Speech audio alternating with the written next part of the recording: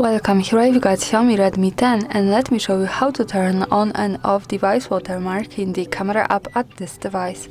So let's start by tapping on camera button to open it, and for now we are on standard photo mode. From here let's go to right corner button. When we pick it we get access to more options about the camera we can manage. Now let's move to left side and pick settings button so we can open them. Here at the first place we have watermark.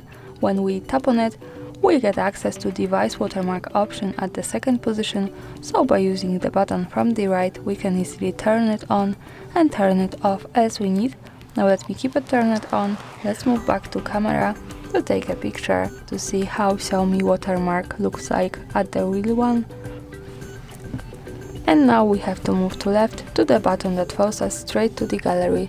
So this is how my photo looks like, with watermark in left corner at the bottom.